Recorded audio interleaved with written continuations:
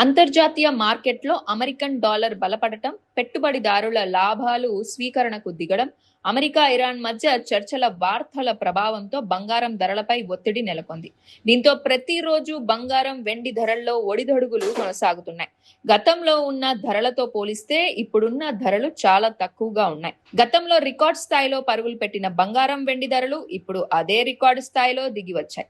దీంతో వినియోగదారులకు ఎంతో ఉపశమనం కలిగిందనే చెప్పాలి. 2 నెలల కిందట అంటే జూన్ 1న తెలుగు రాష్ట్రాల్లో బంగారం ధరలు భారీగానే ఉన్నాయి.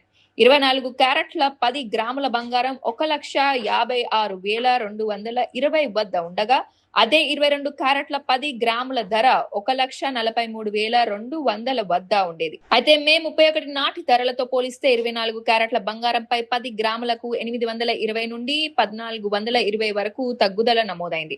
అంటే ఈ 2 నెలల్లో ఏకంగా 13,000కు పైగా తగ్గుముఖం పట్టింది.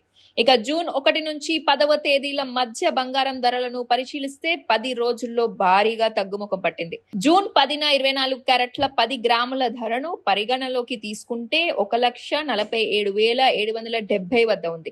అంటే కేవలం 10 రోజుల్లో 9,000 వరకు దిగి వచ్చింది. అదే జూన్ 30న ఇదే బంగారం ధర 1,43,040 వద్దకు చేరుకుంది.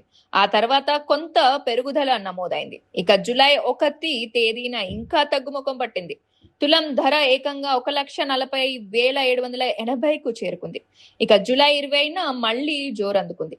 తులం ధర 1,43,460 వద్ద ట్రేడ్ అయింది. ఇలా ధరలను పరిశీలిస్తే గత 2 నెలల్లో భారీగానే తగ్గింది.